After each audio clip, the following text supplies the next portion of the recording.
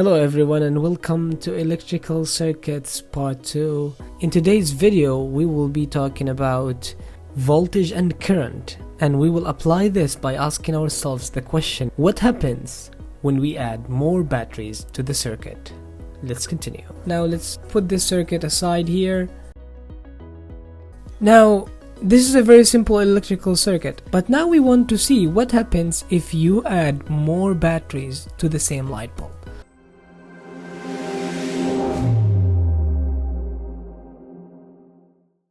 If I have 1, 2, 3 batteries and I want to connect them to one light bulb, so what do you think will happen?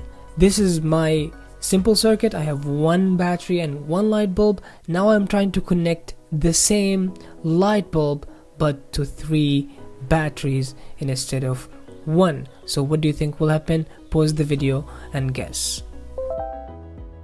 If I have 3 batteries and only one light bulb, as you can see, your light bulb will be brighter than this. It's obviously brighter, and the reason for that is because the electricity or the electricity is more. That means the electrons are flowing faster. Now there are 2 terms I would like you to know about electrical circuit for now. The first one is the current. The current is how fast electrons are flowing. So in the first circuit, as you can see, the electrons are moving slower than these ones. This is why this current is much higher than this. So the electric current is how fast electrons flow. If the current is high, so that means you have more electrical energy, and then this energy is transferred to light energy. That's why this light bulb is brighter than this. So more electricity means more electrons will be flowing in each second. They will be flowing faster. That means more current, and current is measured in a unit called amps or amperes, and this is the device we use to measure the current. It's called a meter.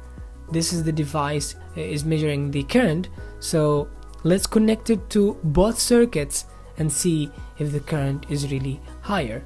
So first of all, as you can see, the current has 2 ends. So just like the battery and the light bulb and the switch, it needs to be connected from both ends in series with my circuit to measure it. So I'm gonna turn these 2 circuits off. I'm gonna bring one ammeter for this circuit here, and I'm gonna bring another one to this circuit. Now let's see, the reading is 0A, A for amps, so 0 amps here and 0 amps here because the circuit is off. When I turn this on, I can see there is 0.9 A, the current in this circuit, and this circuit has 3 batteries. So if you're good at math, you will just multiply this by 3 and you will get 2.7 amps in the other circuit. As you can see, the current is higher because electrons are flowing faster. But why? Why is that the current is higher when you have more battery? And the reason for that is the voltage. The voltage is the force that pushes the electron. So the more voltage you have, the faster your electrons will be going because you're pushing them with a bigger force. And here, because I have 3 batteries, I have more voltage than this electrical circuit. But in fact, I can make an equal current in this circuit using 1 battery. How? If I click on the battery, here I can see the voltage is 9 volts. So how can I make a voltage enough to equal the voltage of 3 batteries together and get the same current? Because the more voltage you have, 9 and 9 and 9, the more current you have, and therefore this light bulb is brighter. So to adjust this, I will just need to add more voltage, and slowly you can see as I'm adding voltage, the current is increasing, the brightness is more until it's 27 volts, which equal to 1, 2, 3 batteries, because 3 times 9 again is 27. So 9 volts for 3 batteries is exactly equal to using 1 battery of 27 volts. So what is voltage? Voltage is the force that pushes the electrons. The more voltage you have, the more current you have in the circuit, and therefore more brighter the light bulb will be. So this battery can even beat these 3 batteries if it has more than 27 voltage, and then you will see more current is flowing in this light bulb. Actually 5.6 amps of current is flowing. Now the voltage is measured with a unit of volt, and we use a device called a voltmeter to measure the voltage.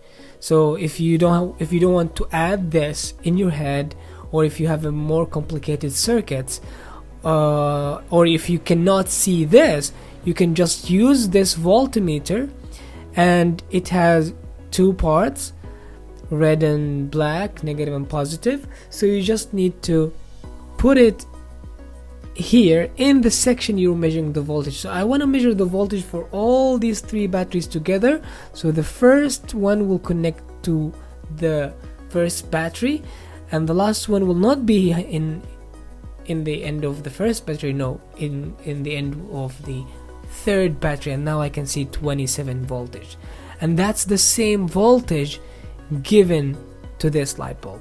Now you don't need to connect the voltmeter just like the ammeter in the circuit. All what you need to put where you want to measure the voltage, and I will see this one is 56 volts, but these 3 together are 27.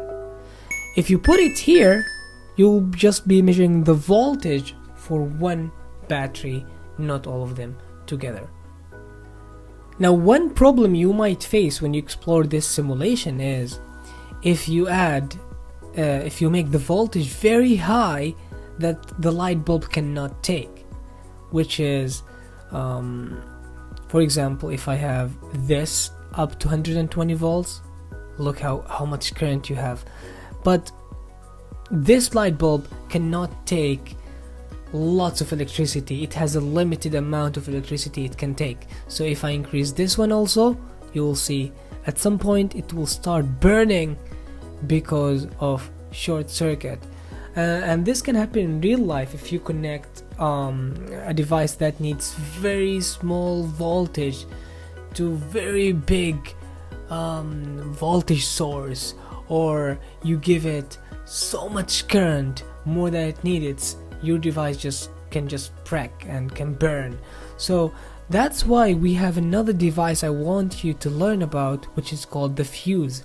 And to learn more about the fuse, stay tuned for our 3rd video in electrical circuits, in which we will be talking about fuses and what happens when you add more light bulbs. So that's it for today. I'm going to see you next time. Pandabood.